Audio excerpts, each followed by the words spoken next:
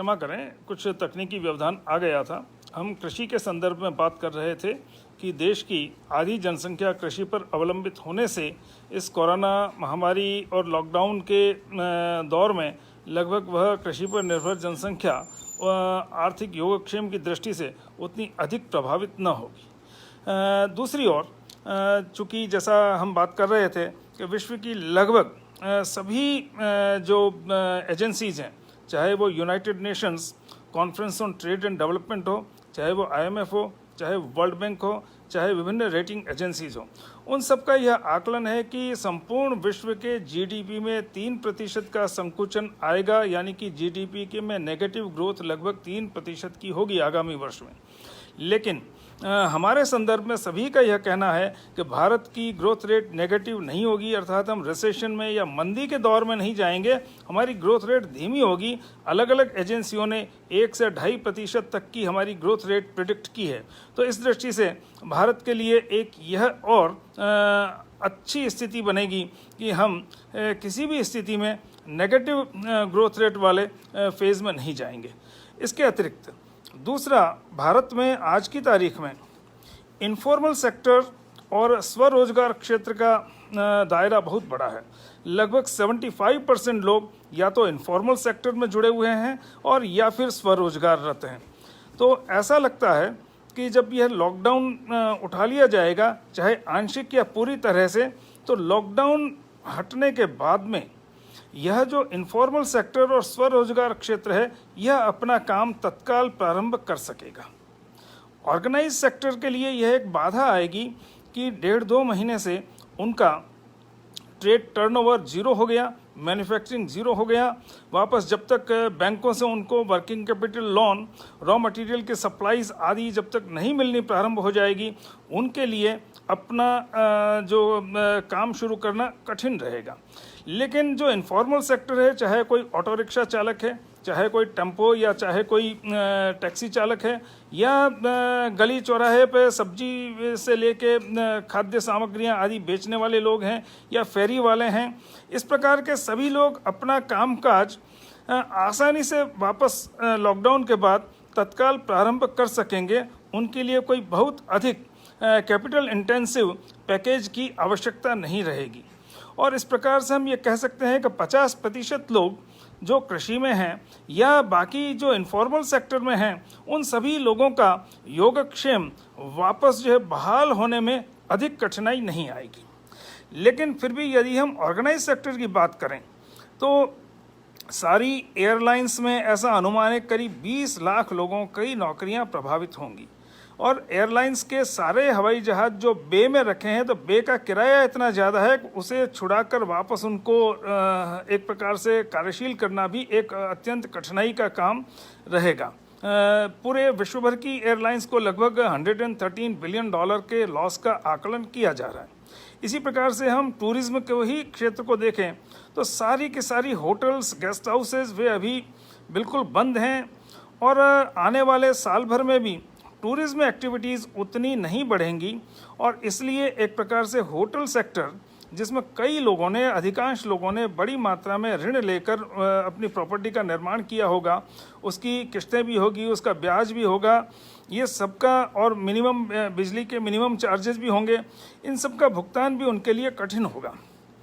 दूसरी ओर manufacturing sector में एक जो सबसे बड़ी कठिनाई हमारे सामने है कि अधिकांश मैन्युफैक्चरिंग में हम बहुत अधिक चीन से आने वाले इनपुट्स पर निर्भर हैं। उदाहरण के लिए हमारे फार्मास्यूटिकल्स, हम वर्ल्ड की फार्मेसी कहलाते हैं। दुनिया को जीवन रक्षक सस्ती दवाइयाँ हम सुलभ कराते हैं। वर्ल्ड के करीब 40% ब्लड कैंसर और एड्स के पेशेंट अपनी दवाइयाँ भारत से आयात करके खाते हैं। लेकिन हमारे यहाँ पिछले दिनों चीन के डंपिंग के कारण एक्टिव फार्मास्यूटिकल इंग्रेडिएंट्स की मैन्युफैक्चरिंग बहुत प्रभावित हुई। आज से 6 साल पहले हमारा एक्टिव फार्मास्यूटिकल इंग्रेडिएंट्स में 80% डोमेस्टिक प्रोडक्शन था। लेकिन पिछले दिनों चीन के द्वारा सस्ती API की डंपिंग के कारण अपने देश में एक्टिव फार्मास्यूटिकल इंग्रेडिएंट्स की मैन्युफैक्चरिंग प्रभावित हुई। आज दवाइयों के उत्पादन में जो एक्टिव फार्मास्यूटिकल इंग्रेडिएंट्स आते हैं लगभग 70% चाइना से आते हैं। यहाँ मैं स्पष्ट कर दूं कि चीन ने बहुत ही बैड इंटेंशन के साथ हमारी इंडस्ट्री को हर्ट किया। उदाहरण के लिए फॉलिक एसिड जो विटामिन बी कॉम्प्लेक्स में डलता है वो हम 100% सेल्फ डिपेंडेंट थे और करीब 6-7 हज़ार रुपये प्रति किलो की दर से फॉलिक एसिड देश में सुलभ था। चीन ने उसको पहले हमारे उद्योगों को रुग्ण करने के लिए 4,500 रुपये किलो प्रति किलो की दर से डंपिंग शुरू की। इसके कारण हमारे देश के सारे ड्रग फार्मूलेटर्स ने अपने फॉलिक एसिड चीन से आयात करना प्रारंभ कर दिया। अपने देश में उनका उत्पादन बंद हो गया। इसलिए 2016 की जनवरी से दिसंबर के बीच चीन ने फॉलिक एसिड के दाम 4,500 रुपये प्रति किलो से बढ़ाकर 50,000 रुपये प्रति किलो 11 गुनी वृद्धि कर दी और उसके बाद हम उसी से आयात। तो ऐसा एक प्रकार से चीन के द्वारा जो हमारे एक्टिव फार्मास्यूटिकल इंग्रेडिएंट सेक्टर को रुग्ण किया गया, उसके कारण चाहे एपीआई हो, चाहे आज भारत स्टैंडर्ड 6 वाले ऑटोमोबाइल व्हीकल्स हैं, उनके सारे क्रूशियल कंपोनेंट्स हों, करीब 40% कंपोनेंट्स चीन से आते हैं। आज देश में लगने वाले 89% सोलर पैनल्स चाइना से आते हैं। लगभग एक प्रकार से 2 लाख लोगों का एम्प्लॉयमेंट वहाँ जनरेट होता है हमारे सोलर पैनल बनाने के लिए प्रतिदिन। तो यह जो इनऑर्गेनिक केमिकल्स में भी लगभग यही स्थिति है। तो अनेक वस्तु, मोबाइल फ़ोन में भी असेंबल हमारे यहाँ होते हैं। हम विश्व का दूसरा सबसे बड़ा मोबाइल हैंडसेट मैन्युफैक्चरिंग कंट्री हैं, लेकिन उसके क्रूशियल कंपोनेंट सारे चाइना से आते हैं। तो पिछले दिनों यह बल्कि 29 वर्षों के इकोनॉमिक ग्लोबलाइजेशन के दौर में जो हमारे यहाँ हर वस्तु की असेंबली लाइंस रह गई और ओरिजिनल इक्विपमेंट्स की मैन्युफैक्चरिंग देश से बाहर चली गई, क्योंकि मल्टीनेशनल कंपनियाँ अपने सारे ओरिजिनल इक्विपमेंट्स उनकी भिन्न भिन्न देशों में कार्यरत शाखाओं से लाती हैं। अब इस कोरोना वायरस के बाद में और लॉकडाउन के बाद में एक रिवर्स ग्लोबलाइजेशन का दौर चलेगा। वैसे पिछले 3-4 वर्षों से डी ग्लोबलाइजेशन का दौर तो चल रहा था। चीन और अमेरिका के बीच में व्यापार युद्ध, सिंगापुर, इंग्लैंड, जर्मनी और यूरोप के अन्य देशों के द्वारा अपने यहाँ कंपनियों के टेक ओवर पर कई प्रकार के प्रतिबंध लगाए जाना, ये सारे को देखते हुए जो डी ग्लोबलाइजेशन का दौर तो चल ही रहा था, अब रिवर्स ग्लोबलाइजेशन का दौर भी चलेगा। ऐसे में भारत को भी अपने यहाँ ऐसे सारे उत्पादों और ओरिजिनल इक्विपमेंट्स की मैन्युफैक्चरिंग प्रारंभ करनी चाहिए। इंपोर्ट सब्स्टिट्यूशन हमें पर विचार करना चाहिए, जिससे कि यह लॉकडाउन समाप्त होने के बाद हम चीन पर अपनी निर्भरता कम कर सकें धीरे धीरे। तो हमें इस कोरोना लॉकडाउन के बाद अपनी अर्थव्यवस्था का पुनर्निर्माण कैसे करना है, इस पुनर्निर्माण में हमारे सामने 3-4 प्रमुख बिंदु हैं। सबसे पहला जो हमारा काम होगा वह ये होगा कि हमारी जो सारी मैन्युफैक्चरिंग यूनिट्स और कमर्शियल यूनिट्स और व्यापारिक इकाइयाँ ये सारी आज लॉकडाउन में बंद हैं, उनको वापस बहाल करने, उनके कार्यों को बहाल करने के लिए, मैन्युफैक्चरिंग को रेस्टोर करने के लिए उनको वर्किंग कैपिटल जो सपोर्ट चाहिएगा, उसके लिए वर्किंग कैपिटल लोन का डिसबर्सल हमको बहुत द्रुत गति से करना होगा। जितनी द्रुत गति से हमारे बैंक उद्योगों की और अन्य व्यापारिक और वाणिज्यिक प्रतिष्ठानों की कार्यशील पूंजी की आवश्यकताओं को की पूर्ति कर पाएंगे, उतनी ही जल्दी ये सब अपने क्रियाकलापों को यथासंभव यथाशीघ्र रेस्टोर कर सकेंगे। तो उससे हम अपना एम्प्लॉयमेंट भी वापस जो है बचा सकेंगे। दूसरा जो महत्वपूर्ण काम हमको करना होगा वह यह करना होगा कि अपने देश में बहुत सारे ऐसे जो इंपोर्ट सब्स्टिट्यूशन की आवश्यकता है, तो हमें उन सारी आवश्यकताओं को चिन्हित करना होगा जिसमें हम चीन या अन्य देशों पर निर्भर हैं, क्योंकि पहले से ही हमारा करीब 100 अरब डॉलर का विदेश व्यापार में घाटा है। विदेशी कंपनियों के द्वारा यहाँ किए गए निवेश पर जो लाभ बाहर ले जाया जाता है, लगभग उसके कारण जो इन्वेस्टमेंट इनकम में डेफिसिट है वह भी $40 बिलियन से ज़्यादा का है। और ऐसे में अगर हमने अपने आयातों को परिमित न किया तो यह घाटा अधिक होने पर रुपए की दर में गिरावट लाएगा और हमारी विदेशी निवेश पर निर्भरता बढ़ेगी। हमको एफआईआई इन्वेस्टमेंट और एफडीआई इन्वेस्टमेंट से अपने भुगतान संकट का निवारण करना पड़ेगा। तो वह स्थिति न आए, इसके लिए हमको इंपोर्ट सब्स्टिट्यूशन की भी रणनीति बनानी होगी और उसके लिए ऐसे सारे कंपोनेंट्स और इनपुट्स जो या ओरिजिनल इक्विपमेंट्स हमको आयात करने पड़ते हैं, हमें इंडस्ट्री कंसोर्शियम्स की अप्रोच पे जाना होगा। अर्थात विभिन्न हमारे देश में लगभग 400 इंडस्ट्री क्लस्टर्स हैं। उन क्लस्टर्स को हमें कंसोर्शियम में बदलना होगा। अर्थात जहाँ पर मान लो टेक्सटाइल क्लस्टर है या जहाँ पर इलेक्ट्रॉनिक क्लस्टर है, जहाँ जिस प्रकार का क्लस्टर है, कहीं कांच का सामान बनाने का क्लस्टर है, तो जैसा इंडस्ट्री क्लस्टर है उस क्लस्टर के आधार पर हमें उसे कंसोर्शियम में बदलना होगा, उद्योग सहायता संघ में बदलना होगा और उनके जो जो इनपुट्स इंपोर्टेड हैं उन इंपोर्टेड इनपुट्स के सब्स्टिट्यूट निकालने के लिए उस पूरे कंसोर्शियम के बेसिस पे हमको कंट्रीब्यूटरी फंड्स रेज करके और सरकार भी उसमें पर्याप्त मात्रा में योगदान दे और हमें उनका टेक्नोलॉजिकल ऑब्सोलिसेंस को दूर करने और उनके ओरिजिनल इक्विपमेंट्स की डोमेस्टिक मैन्युफैक्चरिंग को बढ़ावा देने के लिए प्रयास करना होगा। दूसरा महत्वपूर्ण काम जो हमको करना होगा वह यह होगा कि जो सनराइज सेक्टर्स हैं, जो आज के समय में उदाहरण के लिए हमने घोषित किया है कि 2030 के बाद देश में पेट्रोल और डीजल की कारें नहीं बिकेंगी और हम इलेक्ट्रिक व्हीकल्स पर जाएंगे।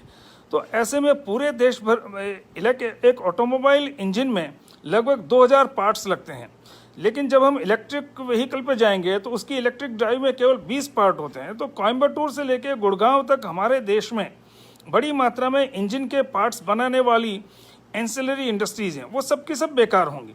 तो हमें अपना उनके रिहेबिलिटेट करने के लिए उनके लिए कुछ दूसरा प्रोडक्ट पैकेज जहां खोजना होगा, वहीं दूसरी ओर ये इलेक्ट्रिक ड्राइव और इलेक्ट्रिक व्हीकल्स देश में निर्मित हो सकें, इसकी जो लिथियम बैटरीज देश में निर्मित हो सकें, उसके लिए हमें मैन्युफैक्चरिंग इकोसिस्टम डेवलप करना होगा। देश भर में जहां जहां पर जिस जिस प्रकार के सनराइज सेक्टर्स के लिए हम मैन्युफैक्चरिंग इकोसिस्टम डेवलप कर सकते हैं, उस पर विचार करना होगा। जैसा मैंने पूर्व में कहा कि आज हम 90% सोलर पैनल्स चाइना से मंगाने को बाध्य हैं। अब इसके लिए हमें सिलिकॉन इनगोट की मैन्युफैक्चरिंग से लेके उनकी थिन वेफरिंग और सोलर पैनल बनाने तक की यहाँ पर state of the art manufacturing facilities establish करनी होगी। इसमें कोई बहुत ज़्यादा टेक्नोलॉजी भी ऐसी नहीं है। 1000 डिग्री पे सिलिका को इग्नाइट करने पे सिलिकॉन इनगोट बनता है, उसकी थिन वेफरिंग करनी है और पैनल बनाने हैं। तो कहने का मतलब यह है कि यह जो हमारे विभिन्न प्रकार की आवश्यकताएं हैं जिनमें हम आयातों पर निर्भर हैं, उन सभी के यहाँ ग्रीनफील्ड मैन्युफैक्चरिंग यूनिट्स लगाने के लिए सरकार को विशेष आर्थिक पैकेज और ऐसे मैन्युफैक्चरर्स को इकोसिस्टम प्रदान करना होगा या ऐसे इकोसिस्टम डेवलप करने होंगे स्थान स्थान पर। तीसरी जो महत्वपूर्ण बात है वह यह है कि इस पूरे सनराइज सेक्टर्स को चाहे बढ़ावा देना है, चाहे हमारी एग्जिस्टिंग इंडस्ट्रीज़ को सपोर्ट करना है और चाहे हमें इंपोर्ट सब्स्टिट्यूशन पर जाना है, तो इस सब के लिए हमें बहुत अधिक मात्रा में आर्थिक संसाधनों की आवश्यकता होगी। जबकि दूसरी ओर हम देखें तो अभी देश में आर्थिक संसाधनों का एक संकट सा दिखाई देता है। यह बात अवश्य है कि भारतीय रिजर्व बैंक ने 22 दिन के अंतराल में 2 बार रिलीफ पैकेज घोषित करके देश की लिक्विडिटी और मॉनेटरी स्टेबिलिटी की आवश्यकताओं को बिल्कुल एक प्रकार से ठीक से ध्यान रखते हुए इस प्रकार से संतुलित किया है कि आज हम अपने देश के 90% से ज़्यादा बैंक एटीएम से पैसा ड्रॉ कर सकते हैं, कोई लिक्विडिटी क्रंच नहीं है। क्योंकि अभी पिछला जो पैकेज दिया था रिजर्व बैंक ऑफ इंडिया ने, उसमें जो 1 लाख करोड़ रुपए का बूस्टर पैकेज अनाउंस किया, उस 1 लाख करोड़ में से 50,000 करोड़ रुपए का लॉन्ग टर्म फाइनेंसिंग के लिए उपलब्ध कराया है। उसके माध्यम से जो लॉन्ग टर्म फाइनेंस अवेलेबल होंगे तो हमारे देश के बैंक रिजर्व बैंक से 1 से 3 साल की अवधि के लिए रेपो रेट पर पैसा ड्रॉ कर सकेंगे उस 50,000 करोड़ रुपए से, और इसलिए उनकी लैंडिंग कैपेसिटी बढ़ जाएगी। इसके साथ ही 25,000 करोड़ रुपया इस सेकंड पैकेज में नाबार्ड को दिया है, national agriculture and rural development bank. तो नाबार्ड को दिए जाने से कृषि और ग्रामीण विकास के लिए भी पर्याप्त मात्रा में संसाधन सुलभ हो सकेंगे।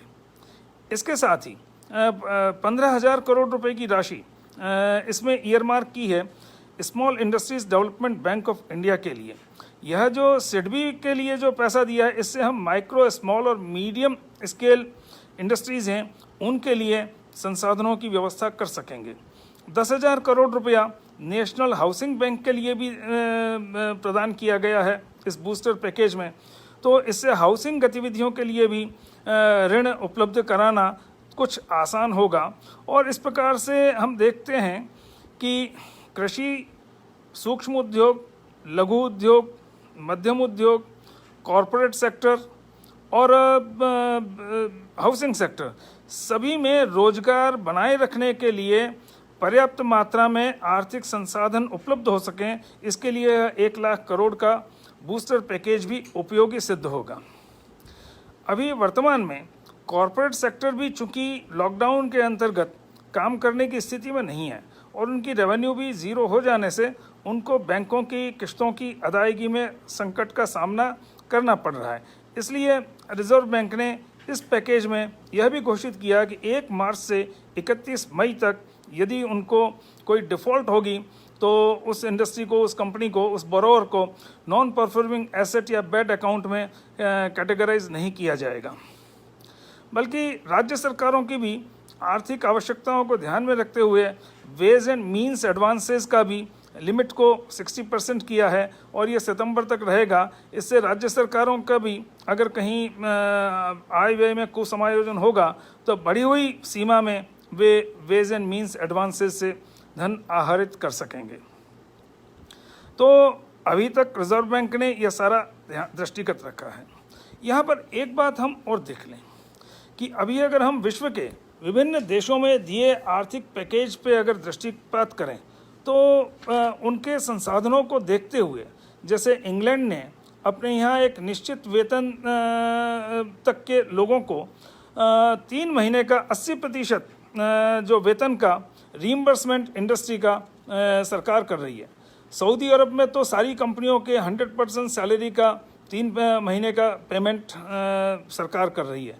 जापान में लगभग प्रत्येक व्यक्ति को $900 से कुछ अधिक राशि 1 लाख येन जो है सरकार ने देने की घोषणा की है। तो हम उस सीमा तक तो नहीं जा सकते, लेकिन जैसे अमेरिका और जापान ने लगभग अपने जीडीपी का 10 से 15% पैकेज ईयरमार्क किया है। यदि हम देखें तो हमारा 250 लाख करोड़ रुपए का जो आज जीडीपी है, $3 ट्रिलियन हम मानते हैं, तो वो 250 लाख करोड़ के जीडीपी में हम भी माने तो लगभग जो हमको 15 से 20 लाख करोड़ रुपए का पैकेज की बात सोचनी चाहिए।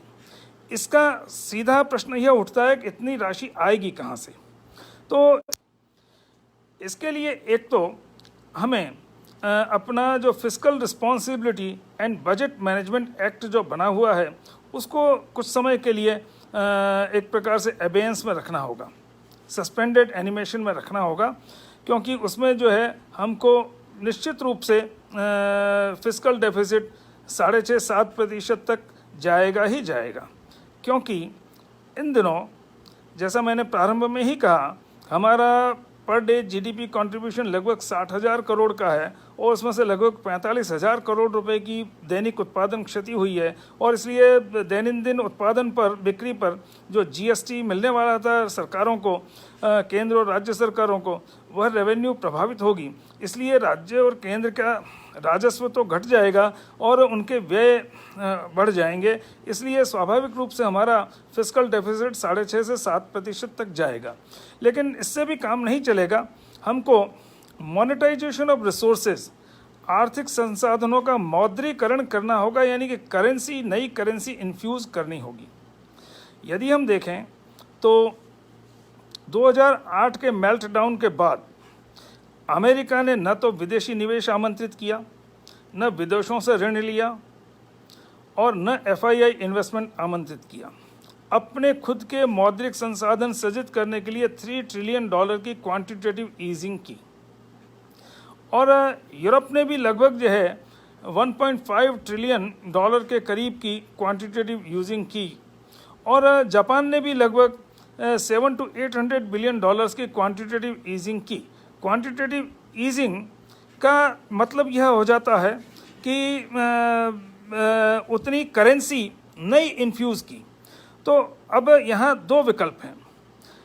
एक तो यह है कि हम जैसे चीन पर अपनी आवश्यकताओं 90% solar panel, 80%, 70% active pharmaceutical ingredients और ऑटोमोबाइल्स के 40 से 50% तक पार्ट्स, ऐसा हर एक इलेक्ट्रॉनिक में आज 60 से 70% के ओरिजिनल इक्विपमेंट्स वो सारे उनसे ही आयात करें। और या फिर हम अपने देश में मौद्रिक संसाधनों का यानी करेंसी एक्सपेंशन करके मुद्रा प्रसार का विस्तार करके और अपने संसाधन उत्पन्न करें। अब इसमें मैं कुछ मित्र ऐसा मानेंगे कि इससे मुद्रास्फीति की समस्या होगी। हाँ, यदि हम नई करेंसी जो इन्फ्यूज़ करते हैं उसको कहीं डिमांड जनरेटिंग उसमें मदों में खर्च करते हैं तब तो निश्चित रूप से वो मुद्रास्फीति कारक होता है। यदि हम ये जो मॉनेटरी एक्सपेंशन करते हैं इसको एक स्पेशल पर्पस व्हीकल में अगर जो है डाल देते हैं, स्पेशल पर्पस व्हीकल में यह पैसा जाए और उसमें से हम अपनी इस प्रकार की इंपोर्ट सब्स्टिट्यूशन वाली इंडस्ट्रीज़ जो सनराइज सेक्टर्स हैं उनकी मैन्युफैक्चरिंग और अन्य विभिन्न प्रकार के मैन्युफैक्चरिंग में अगर सपोर्ट देंगे तो क्या होता है कि जितनी करेंसी होती है और जितने गुड्स एंड सर्विसेज इकोनॉमी में अवेलेबल होते हैं प्राइस उससे तय होती है। उदाहरण के लिए एक काल्पनिक उदाहरण लें कि कहीं किसी एक गांव में 100 रुपये की करेंसी जारी हुई और 100 किलो अनाज पैदा होता है तो वहाँ 1 रुपये किलो वह अनाज बिकेगा। अगर करेंसी नोट 200 हो गए और अनाज 100 किलो ही रहा तो 2 रुपये किलो हो जाएगा, मुद्रास्फीति बढ़ेगी। लेकिन अगर 200 रुपये की करेंसी और अनाज 200 या 250 किलो हो जाएगा तो मुद्रास्फीति नहीं बढ़ेगी। कहने का मतलब यह है कि हमको आर्थिक स्वावलंबन की तरफ जाना होगा। विदेशी निवेश के भरोसे कोई देश नहीं चल सकता। हमने जो FDI पिछले 27 वर्षों में इस देश में आमंत्रित किया उसके कारण आज देश से जो प्रॉफिट रिपेट्रिएशन बाहर हो रहा है उसके कारण हमारा ट्रेड डेफिसिट के साथ साथ $100 बिलियन से ज़्यादा के ट्रेड डेफिसिट के साथ साथ जैसा मैंने पहले भी कहा $40 बिलियन से ज़्यादा का इन्वेस्टमेंट इनकम में डेफिसिट है। ये हमारे रुपए की कीमत को घटाता है, देश के उत्पादन के साधनों को विदेशी नियंत्रण में देता है और यह एक प्रकार से विश्व में व्यापार युद्ध की स्थिति पिछले 25-30 वर्षों से रही है। मैं एक उदाहरण यहाँ थोड़ा समीचीन होगा, समय तो लगेगा उसमें, लेकिन उदाहरण के लिए हम अपने देश में 100% सीमेंट मैन्युफैक्चरिंग हम करते थे और दुनिया में अधिकांश देशों में यही स्थिति थी। सीमेंट एक बल्क इंडस्ट्री थी। 1980 के दशक में जब नॉर्थ अमेरिका में, कनाडा, अमेरिका में, US में कंस्ट्रक्शन एक्टिविटी बहुत तेज़ी से बढ़ी, वहाँ मल्टीप्लेक्स और वहाँ पर एलिवेटेड रोड्स और सीमेंट कंक्रीट रोड, और इसलिए सीमेंट एक सनराइज सेक्टर हो गया। तो यूरोप की 6 सीमेंट कंपनियाँ, हाइडेलबर्ग, इटाली सीमेंटी, लाफार्ज, होलसिम, इस प्रकार की 6 कंपनियों ने कनाडा और अमेरिका में इतना दूर सीमेंट जैसे बल्क प्रोडक्ट की सस्ती डंपिंग शुरू की घाटा खाकर, ताकि वहाँ के अमेरिका और कनाडा के सीमेंट मैन्युफैक्चरर्स परेशान होकर और उन्होंने अपने सीमेंट उद्योगों को बेचा। तो यूरोप की 6 कंपनियों ने 6 cement measures of the Europe acquired that cement manufacturing capacity in the north America. 90s में उन्होंने ईस्टर्न यूरोप में यही गेम किया। 95 ऑनवर्ड्स लेटिन अमेरिका में, 97 ऑनवर्ड्स साउथ ईस्ट एशिया के 10 ही देशों में। जब साउथ ईस्ट एशिया के सीमेंट सेक्टर को ये 6 यूरोपियन कंपनियों ने टेक ओवर कर लिया तो उसके बाद आपको याद होगा, मेरी आयु के जो लोग हैं, कि कोरिया से हमारे यहाँ बहुत सस्ती सीमेंट आनी शुरू हो गई 97-98 के आसपास। हम कहते थे ये बहुत सस्ती सीमेंट है, और लेकिन वो कोरिया की नहीं थी, वो जो यूरोपियन कंपनियों ने कोरिया में सीमेंट मैन्युफैक्चरिंग को टेक ओवर कर लिया, कोरिया, इंडोनेशिया, मलेशिया आदि में, उन्होंने यहाँ सस्ती डंपिंग शुरू की। सबसे पहले टाटा ने हाथ खड़े किए। Tata iron and steel company के सीमेंट के प्लांट्स थे वो उन्होंने बेच दिए, क्योंकि उनको वो सस्ती सीमेंट के आगे टिक नहीं पा रहे थे। तो उनको लाफार्ज नाम की फ्रेंच कंपनी ने खरीद लिया। उसके बाद हिंदुस्तान का सबसे बड़ा सीमेंट मैन्युफैक्चरिंग ग्रुप था ACC, associated cement companies country की। उस समय 20% मैन्युफैक्चरिंग कैपेसिटी एसीसी के पास थी। तो एसीसी बिकी, एसीसी भी टाटाज के नियंत्रण में ही थी। उसको होलसिम ने खरीद लिया। होलसिम स्विट्जरलैंड की कंपनी है। स्विट्जरलैंड कितना बड़ा है? हमारी अक्साई चीन जो चीन के पास है वो 38,000 किलोमीटर की है, और स्विट्जरलैंड का एक एरिया 41,000 स्क्वायर किलोमीटर है। ऐसे छोटे से देश की एक सीमेंट कंपनी ने हमारे देश की 20% मैन्युफैक्चरिंग कैपेसिटी वाली सीमेंट कंपनी को टेक ओवर किया। फिर गुजरात अंबुजाबी की, उसको भी होलसिम ने खरीदा। ऐसा करके हमारे देश का लगभग 50% से ज़्यादा cement manufacturing capacity 6 European cement measures के हाथ में गई। एक इसका गणित अगर देखें तो लगभग 15,000 करोड़ रुपया एफडीआई के रूप में आया, बल्कि 13,000 करोड़ ही आया।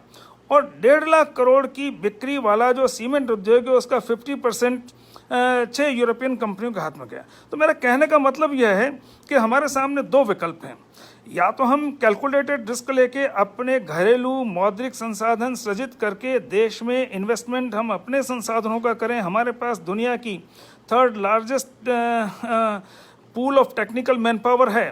तो हम अपना अगर रिसोर्सेज को मोनेटाइज करेंगे, मौद्रीकरण करेंगे, तो भारत एक स्वावलंबी और उद्योग प्रधान देश हो जाएगा। यहाँ पर एक एडवांटेज और मुझे दिखाई दे रहा है। यूरोप, अमेरिका, जापान और कोरिया के जो कंपनियां जिन्होंने अपना मैन्युफैक्चरिंग बेस आज की तारीख में चीन में बना रखा है, वो सब के सब अब चीन से बाहर निकलना चाहते हैं। और भारत अपना यहाँ उनको मैन्युफैक्चरिंग बेस प्रोवाइड कर सकता है। जो मैंने कहा है कि हमारे पास 3rd लार्जेस्ट टैलेंट पूल है टेक्निकल मैन पावर का, तो वो भारत को एक अच्छा अपना आदर्श उत्पादन केंद्र के रूप में देखती हैं। जापान ने अपना ऑलरेडी $2.2 बिलियन का एक पैकेज घोषित किया है अपनी कंपनियों को चीन से बाहर निकालने के लिए। हमारे यहाँ भी हमारे प्रधानमंत्री जी ने सभी राज्यों को इस प्रकार के इंडस्ट्री पार्क्स बनाने के लिए निर्देशित किया है, जिससे कि जो कंपनियाँ चीन से बाहर निकलेगी उनको हम मैन्युफैक्चरिंग बेस प्रोवाइड कर सकें। तो एक तरफ हमें अपना इन्वेस्टमेंट बढ़ाकर और अपने देश में जो आने वाले 4th इंडस्ट्रियल रिवॉल्यूशन के बाद जो सनराइज सेक्टर्स हैं उनके उत्पादन के लिए हम क्षमता स्थापित करें, हम इंपोर्ट सब्स्टिट्यूशन करें, और हम अपने यहाँ जो पहले से इंडस्ट्री क्लस्टर्स 400 के करीब हैं और दूसरे जो बड़े लार्ज स्केल मैन्युफैक्चरर्स हैं उनमें जहाँ जहाँ टेक्नोलॉजिकल ऑब्सोलिसेंस है उसको हम दूर करें। उदाहरण के लिए टेक्सटाइल, कृषि के बाद दूसरा सबसे बड़ा जो एम्प्लॉयमेंट का आधार है वह टेक्सटाइल है। 1 करोड़ 20 लाख लोग तो सीधे लगे हुए हैं, और जो home based garment manufacturing units हैं उनमें इससे भी ज़्यादा लोग एम्प्लॉयड हैं। आज से 7 साल पहले वर्ल्ड टेक्सटाइल एक्सपोर्ट्स में भारत का शेयर 6% से ज़्यादा था, आज वो लेस देन 3% है। बांग्लादेश और वियतनाम जैसे देशों का 6% से ज़्यादा है। तो ऐसे में हमें अपना टेक्सटाइल सेक्टर का भी टेक्नोलॉजिकल ऑब्सोलिसेंस दूर करके और हमें वापस अपना 6 से 7% लेना चाहिए। तो एक मुझे सबसे बड़ा एडवांटेज आज की तारीख में दिखाई देता है वह यह है कि यदि हम अपने कृषि क्षेत्र पर ठीक से ध्यान देंगे तो आज भारत के पास 16 से 18 करोड़ हेक्टेयर कृषि योग्य भूमि है और उसमें से 7 करोड़ हेक्टेयर सिंचित है। हमारे देश से नदियों का जो पानी बहकर बिना उपयोग के जाता है वो करीब 20 करोड़ हेक्टेयर मीटर पानी है। उसका अगर हम ठीक से उपयोग करें तो करीब हम देश की 14 से 16 करोड़ हेक्टेयर ज़मीन को सिंचित कर सकते हैं।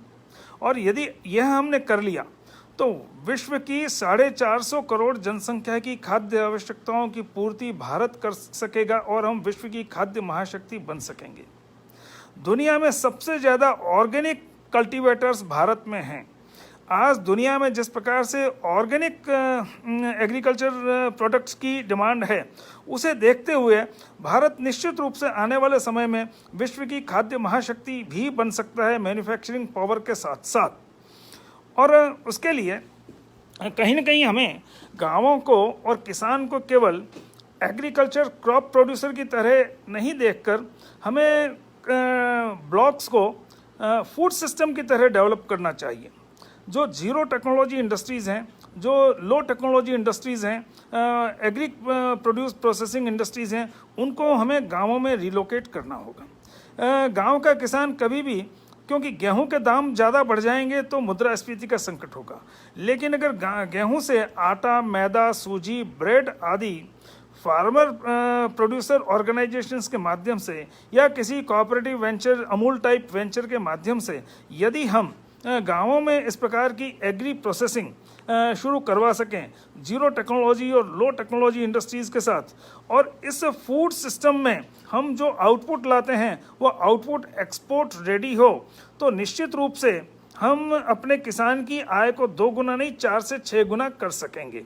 यहाँ पर मैं एक छोटा सा उदाहरण एक वनवासी कल्याण आश्रम का देना चाहता हूँ। राजस्थान के पर्वतीय इलाके में बहुतायत में सीताफल होते थे। सीताफल 7 से 10 रुपए किलो में सामान्य व्यापारी खरीद लेता और उसको जनजाति के बंधु को कुछ नहीं मिल पाता था। तो वनवासी कल्याण आश्रम में सोचा कभी उनसे अगर इसका सीताफल का अगर जो है पल्प निकाल के बिकवाएं तो अधिक दाम मिलेंगे, लेकिन वो जनजाति के लोग इतना पेशेंस नहीं रखते थे कि उनका तो आज सीताफल तोड़ के लाए, आज पैसा चाहिए। तो वनवासी कल्याण आश्रम ने यह किया कि उनको जिस दिन वो सीताफल लाए, जितना व्यापारी देता था 10 रुपये किलो, उससे बल्कि कुछ ज़्यादा ही उनको वो दे देते, जिससे कि वो व्यापारी को नहीं देते। और फिर उन्होंने पीलिंग मशीन लगा के और सीताफल का पल्प वहीं बनाना शुरू किया, और उस पूरे पल्प बनाने की प्रक्रिया में उन सभी जनजातीय परिवारों को साथ में जोड़ा, और उन्हीं के सहयोग से उनमें ही पढ़े लिखे जो युवक थे, युवतियाँ थी, उनके माध्यम से उनको बड़ी आइसक्रीम कंपनियों और अन्य जगह सीताफल की बासुंदी और इन सब को बिकवाना शुरू किया। और धीरे धीरे और फिर जो पैसा अतिरिक्त आता था वो उनमें बांटना शुरू किया। तो उनको कहा कि देखो ये इस तरह से बेचने से ये मिलेगा, तो उन्होंने उस वेंचर को खुद टेक ओवर कर लिया, उन्होंने अपनी ओनरशिप ले ली। तो मुझे लगता है कि गाँवों में इसी प्रकार से हमको मैन्युफैक्चरिंग सिस्टम करना पड़ेगा, क्योंकि आज भी हमारे देश में लगभग 2 करोड़ टन अनाज सरप्लस पैदा होता है। कहीं आलू फेंकना पड़ता है, कहीं टमाटर फेंकना पड़ता है। तो हमें चाहिए कि हम ये किसानों को अपने न तो प्रोड्यूस को फेंकना पड़े, और हम विश्व की खाद्य महाशक्ति बने, इसके लिए हम हर ब्लॉक का डिसेंट्रलाइज्ड प्लानिंग करें। आने वाले समय में डिसेंट्रलाइज्ड प्लानिंग का मतलब यह हो गया कि उस एक ब्लॉक या कस्बे या तालुक या तहसील में जनसंख्या कितनी है, कार्यशील जनसंख्या कितनी है, पशुधन कितना है, उसके लिए पशु आहार कितना चाहिए, इन सभी वहाँ की जनसंख्या के लिए विभिन्न प्रकार की खाद्य सामग्री से लेके हाइजीन प्रोडक्ट से लेके सभी तरह की वस्तुएं कितनी चाहिए, उनमें से किन का उत्पादन वहाँ हो सकता है, उस गांव में कौन से मिनरल्स या कौन से कच्चे माल हैं, उस गांव की कृषि फसल क्या है, उनसे क्या उत्पादन हो सकता है। यानी कि उस गांव के जो संसाधन है, पशुधन से लेकर वहाँ के कृषि उत्पादों से लेके, वन उपज से लेके, खनिजों से लेके, वहाँ के जन संसाधन से लेके, उन सब का लाभपूर्ण संयोजन करके और किस प्रकार से उस कस्बे की, उस पंचायत की हम आय को ऑप्टिमाइज कर सकते हैं। तो यह डिसेंट्रलाइज प्लानिंग, केंद्रीय स्तर पर नियोजन के स्थान पर हमको डिसेंट्रलाइज प्लानिंग की तरफ जाना होगा, विकेंद्रित नियोजन के। तो इस पूरे इसमें मुझे ये लगता है कि इस कोरोना संकट के लॉकडाउन के बाद अर्थव्यवस्था के पुनर्निर्माण के लिए हमें कृषि से लेकर अनौपचारिक क्षेत्र से लेकर सेल्फ एम्प्लॉयमेंट यानी कि स्वरोजगार क्षेत्र से लेकर जो स्टार्टअप्स का सेक्टर है टेक्नोलॉजी आधारित, और जो हमारे 400 इंडस्ट्री क्लस्टर्स हैं, करीब 3000 और माइनर इंडस्ट्री क्लस्टर्स हैं छोटे छोटे स्थानीय स्तर पर, इन सभी का टेक्नोलॉजिकल रिनोवेशन, इन सभी को अपना उत्पादन की गुणवत्ता बढ़ाने, उसका प्रमाणीकरण करने और उनको अपना मार्केटिंग के विभिन्न प्रकार के ऑनलाइन वेंचर्स उपलब्ध करा के, और लगभग हमें विकेंद्रित नियोजन के माध्यम से संपूर्ण देश के आर्थिक पुनर्निर्माण या पुनर्रचना की योजना बनाने की आवश्यकता होगी। एक और यहाँ मैं ये मानता हूँ कि कहीं ना कहीं हमें एक ऐसे ट्रिब्यूनल की बात भी सोचनी चाहिए जो डिविजनल कमिश्नर के लेवल से हर जिला या एक डिवीज़न के स्तर पर वहाँ पर कौन कौन सी इंडस्ट्रीज़ अभी बंद हुई हैं, कितना उसमें एम्प्लॉयमेंट था, उस एम्प्लॉयमेंट को बहाल करने के लिए और उनके प्रोडक्शन को रिवाइव करने के लिए कोरोना लॉकडाउन के बाद में उनको क्या उनकी आर्थिक आवश्यकताएं हैं, वर्किंग कैपिटल की कितनी आवश्यकताएं हैं, कोई पैकेज की कितनी आवश्यकताएं हैं, इन सब का आकलन हर एक स्तर पर अगर ऐसा हम कर सकें और उसके बाद उन आवश्यकताओं को आगे हम अगर प्रदेश सरकारों और केंद्र सरकारों को उपलब्ध करा सकें तो क्या होगा कि सरकारों के पास भी एकदम कोई ऐसा डेटाबेस नहीं होगा जिससे कि उनको देश के 600 ही ज़िले और सारे 6 लाख गाँवों में वहाँ की परिस्थिति क्या है। इसलिए कोरोना के लॉकडाउन के समाप्त होने के बाद मुझे सोचता हूँ कि हम खास करके जो देश के लगभग 1000 यूनिवर्सिटीज़ या डिग्री गिविंग बॉडीज़ हैं और उनके आज करीब 40-45 हज़ार महाविद्यालय या कॉलेजेस हैं और हम सभी लोग अगर पोस्ट कोरोना रिवाइवल के लिए अपने स्थानीय स्तर पर कुछ चाहे सोशल साइंसेज की दृष्टि से सर्वे करें, आर्थिक दृष्टि से, तकनीकी दृष्टि से, एक और बात हो सकती है।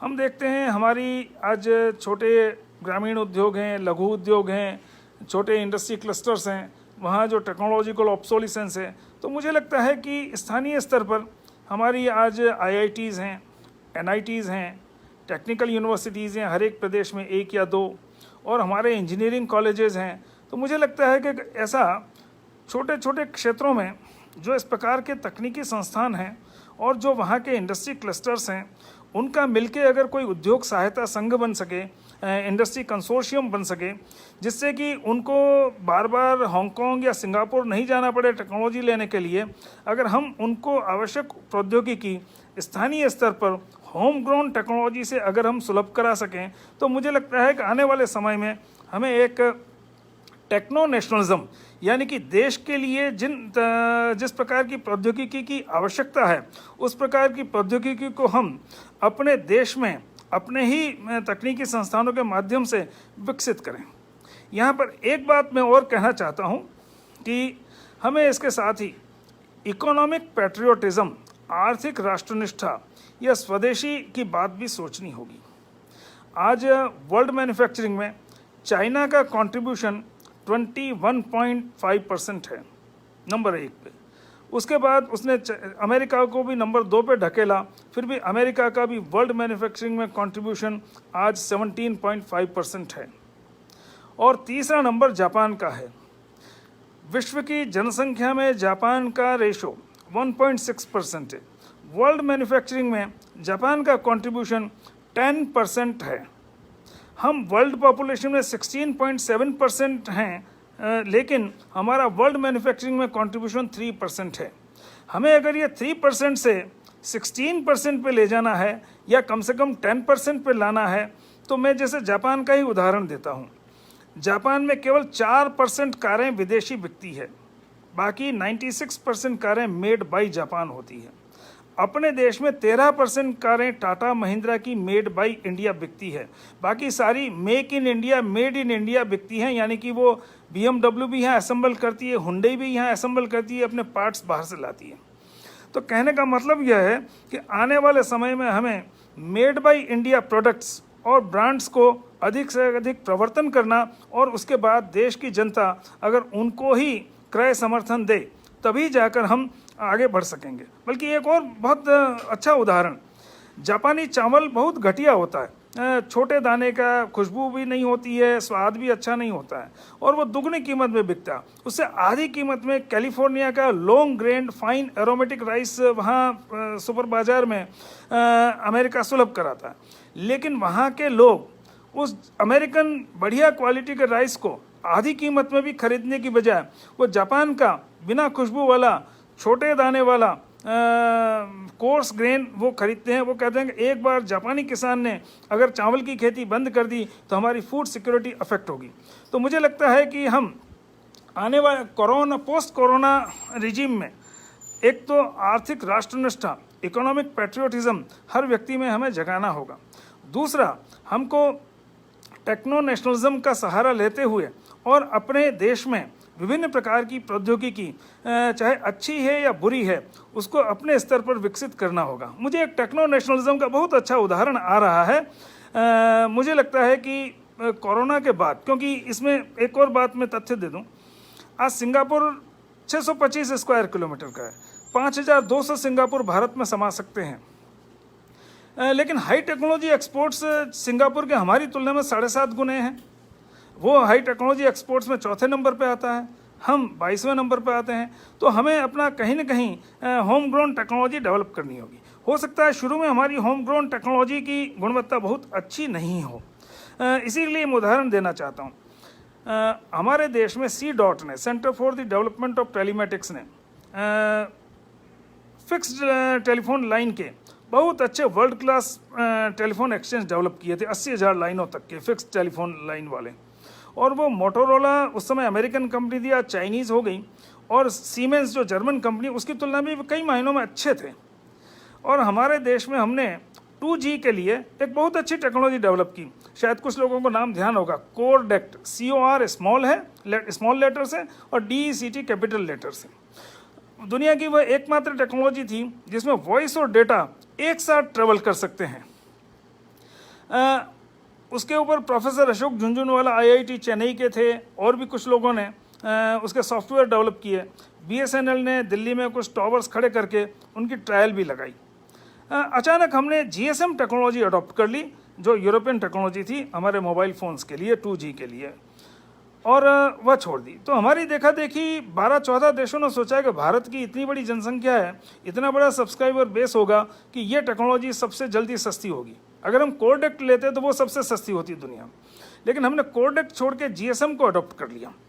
उस समय तक चीन का जन्म भी नहीं हुआ था टेलीकॉम टेक्नोलॉजी के फील्ड में, और third generation telecom technology develop होने के काल में चीन ने पैसा पानी की तरह बहाया और कोशिश की कि वह थर्ड जनरेशन टेलीकॉम टेक्नोलॉजी दुनिया में सबसे पहले डेवलप कर ले, यूरोप और अमेरिका को पीछे छोड़ के। वो नहीं कर पाया, लेकिन उसने एक बहुत घटिया टेक्नोलॉजी TD-SCDMA डेवलप की, और उसके बाद टेक्नो नेशनलिज्म का लाभ लेते हुए उसने कहा कि हम स्पेक्ट्रम रिलीज केवल और TD-SCDMA के लिए ही करेंगे और किसी टेक्नोलॉजी के लिए नहीं करेंगे। उसके कारण 3G का एक्सपेंशन वहाँ बहुत कम हुआ, लेकिन उस पैसे का उपयोग करते हुए चीन ने फोर्थ जनरेशन टेलीकॉम टेक्नोलॉजी दुनिया में सबसे पहले डेवलप की, यूरोप और अमेरिका से पहले, TD-LTE। आज दुनिया के 55 to 60% टेलीकॉम नेटवर्क्स TD-LTE पे काम करते हैं। हमारे भी यहाँ भी रिलायंस, क्वालकॉम, वोडाफोन सब LTE पे काम करते हैं। तो उसके बाद उसी पैसे से उन्होंने fifth generation telecom technology develop की। तो वर्ल्ड के जो समालोचक है उन्होंने कहा कि China while pursuing the policy of techno nationalism has attained the goal of techno globalism. तो मैंने इस उदाहरण को इसलिए दिया है कि हमें आज भारत हर फील्ड में टेक्नोलॉजी डेवलप करने की स्थिति में है, और इसलिए मैंने कहा कि यह जो कंसोर्शियम अप्रोच के माध्यम से हम बड़े आराम से अपने सारे इंडस्ट्री क्लस्टर्स से लेके और सारे सनराइज सेक्टर्स के लिए हम प्रौद्योगिकी विकसित कर सकते हैं। तो अब अपनी बात को समअप करने की दृष्टि से मैं वापस 4 बिंदु आपके सामने रखता हूँ। सबसे पहला, हमने यह लॉकडाउन करके बहुत अच्छा निर्णय लिया, जिससे आज हमारे यहाँ प्रति 10 लाख जनसंख्या पे संक्रमित लोग केवल 16 हैं, जबकि अमेरिका में 2600 लोग प्रति 10 लाख जनसंख्या पर संक्रमित हैं। और इसके कारण हमारा हेल्थ केयर में उतना हमको अपव्यय नहीं या खर्च नहीं करना पड़ा।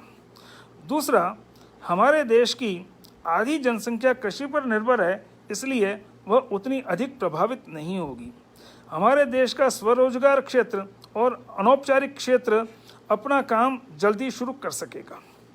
संगठित क्षेत्र के उद्योगों के लिए लॉकडाउन के बाद हमको लिबरल शर्तों पे, उदार शर्तों पे वर्किंग कैपिटल लोन और कुछ इक्विटी पार्टनरशिप की बात भी सोचनी होगी, जिससे कि उनको अपना काम वापस शुरू करने में सहायता मिले।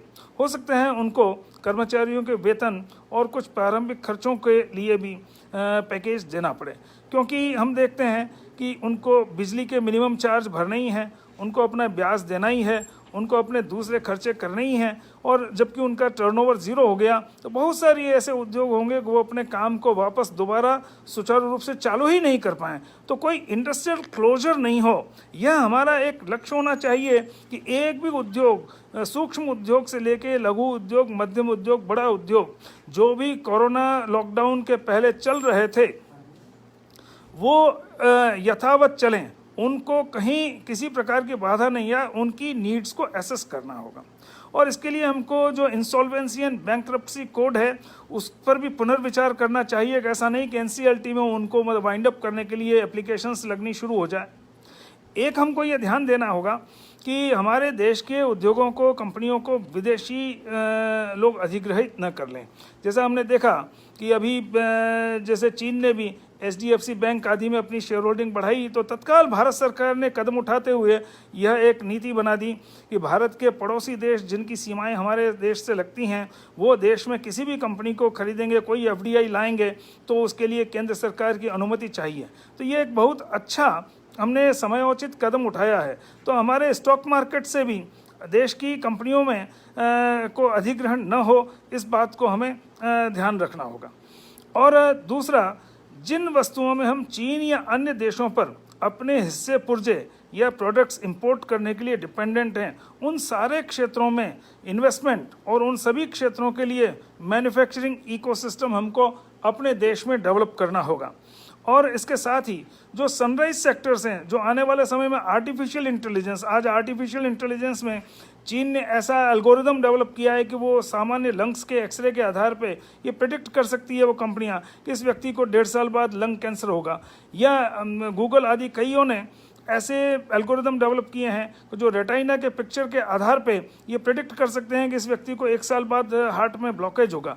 तो ये आर्टिफिशियल इंटेलिजेंस बेस्ड समाधान जितने, चाहे हेल्थ केयर में हो, चाहे एग्रीकल्चर में हो, चाहे वो मैन्युफैक्चरिंग में हो, चाहे विभिन्न क्षेत्रों में, अगर पूरी दुनिया के लिए AI बेस्ड समाधान भारत उपलब्ध कराएगा और हमारे पास आज सॉफ्टवेयर डेवलपमेंट में जितनी जनशक्ति है, तो अगर हम आर्टिफिशियल इंटेलिजेंस में ठीक इन्वेस्टमेंट करेंगे तो पूरी दुनिया के लिए आने वाले समय के लिए AI बेस्ड सॉल्यूशन हम प्रोवाइड कर सकेंगे। और अगर हमें ये सारे सॉल्यूशन बाहर से मंगाने पड़े, अच्छा आवाज़ नहीं आ रही है, अब आ रही है? हमें अगर ये सारे समाधान दुनिया को सुलभ कराएं तो निश्चित रूप से हम एक प्रकार से विश्व नेतृत्व कर सकेंगे।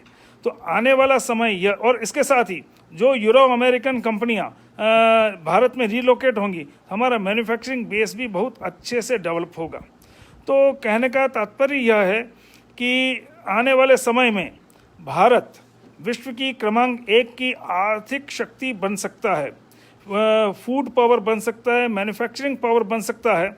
और इसलिए मुझे लगता है कि आने वाले समय में भारत को अपने इस अपॉर्चुनिटी का उपयोग करना चाहिए। और जिस प्रकार से चीन आज वर्ल्ड का क्रमांक 1 का मैन्युफैक्चरिंग कंट्री और क्रमांक 1 का एक्सपोर्टर है, वह स्थान भारत निश्चित रूप से लेगा। जिस प्रकार की ग्लोबल डिस्टेंसिंग हर देश चीन के साथ कर रहा है और भारत का इस समय जो विश्वसनीयता और जो भारत के नेतृत्व की एक प्रकार से सर्वमान्यता उभरी है, उससे निश्चित रूप से भारत इस लक्ष्य को प्राप्त करेगा। इतना कहकर मैं अपनी बात को यहीं पूरा करता हूं। आप सभी का आभार।